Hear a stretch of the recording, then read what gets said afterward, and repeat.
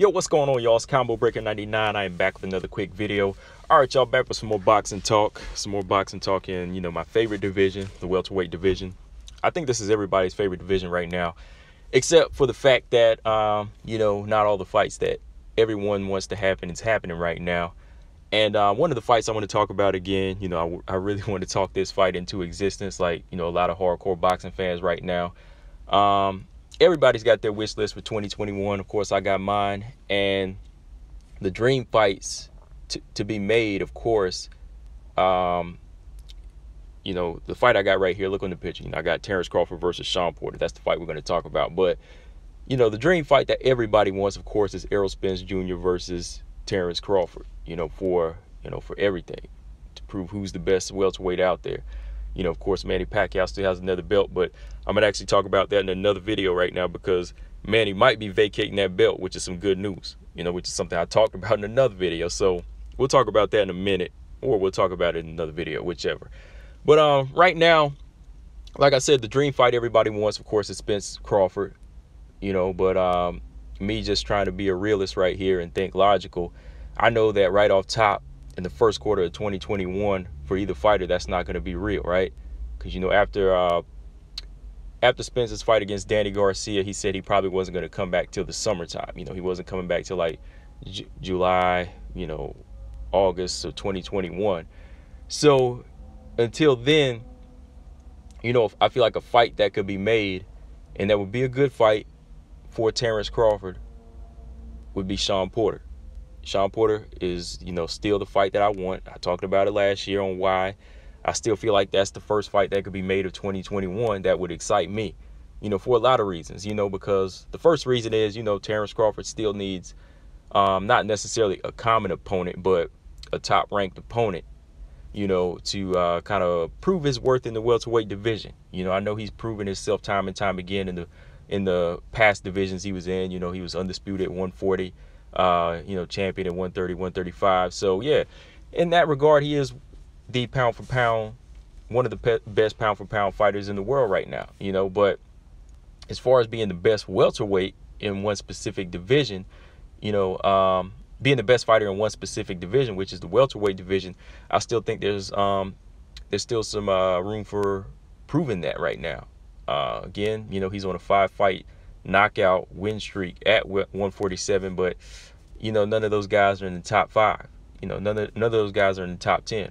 Of course, Mean Machine Kavalauskas, he was like the top mandatory for the WBO belt, but as a whole, as overall, Terence Crawford still doesn't have those big names that are considered the top 10 in the welterweight division, like the Dannys, the Shawns, the Keith, the Ugases, and names like that really are at the top level. So I feel like right now, in the meantime, before he jumps in there with a unified champion in Errol Spence, a fight with Shawn Porter makes a lot of sense just to prove himself.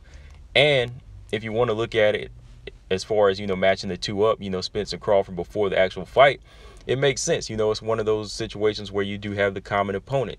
When you have that common opponent, it kind of draws more attention to the fight. It gets more people talking. Even though styles make fights, everybody's going to say, oh, well, Spence, he did it this way, proves he's stronger, or Crawford, he proved to be the smarter fighter in there, and he picked Porter apart, or something like that. He didn't get hit as much as Errol Spence did, sort of like whenever Floyd and Manny were doing their thing before they met up. Of course, I don't want Spence and Crawford to be trying to marinate this long. This is just an example.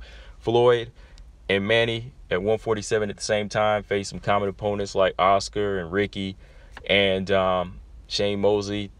So when you go back and look at it, a lot of people were matching that up. They say, oh, man, look, Manny got Ricky out of there in 2 rounds. But some other people would say, oh, well, Floyd got to him first, so he was damaged goods. Things like that. It gets people talking. So I think the same thing could happen in this situation. People are going to say, oh, Crawford, he may have boxed smarter, got him out of there quicker, or, just fought a much smarter fight. And the second reason, of course, it's a good fight. Shawn Porter is still a top-level guy. He's a future Hall of Famer. So why not want to face this guy and get names like that on your resume when they're there? for the taking. You know what I mean? Those opportunities are there for the taking. You know, right now, Shawn Porter is #1 ranked for the WBO. Granted, you know, he's fighting with Premier Boxing, and you know, Crawford is with Top Rank. But if he can be #1 with the WBO, that has to mean something, then, right? I mean, if they can't fight because they're on these so-called opposite sides of the street, then why even let him be ranked by the WBO when everybody knows the WBO really works with Top Rank a lot, as far as, you know, a lot of their title fights and a lot of their fighters, or the majority of the time, signed with Top Rank, you know? So why let that happen? You know, the fight can happen. You know, it's there. The opportunity is there. I think right now, Bobby Earl and Al Heyman, they really just both have to, you know, look at this and be logical about it and say, okay, let's give Porter what he deserves, and let's make sure Crawford has what he deserves, because this fight needs to happen to kind of break the PBC ice. Like I always say, the PBC ice has to be broken for Terence Crawford. He has to break in there, because that's where all the sharks are at 147. You know what I mean? It's just like every other division. Like Danny Garcia, not Danny Garcia, but when Danny Jacobs wanted to go to fight the best middleweights, he went from HBO or wherever to the Zone, right? You know, he went over there to fight the Golovkins, especially Canelo. Canelo had already went over to the Zone at the time, you know. So I think the same thing has to happen here with Terence Crawford.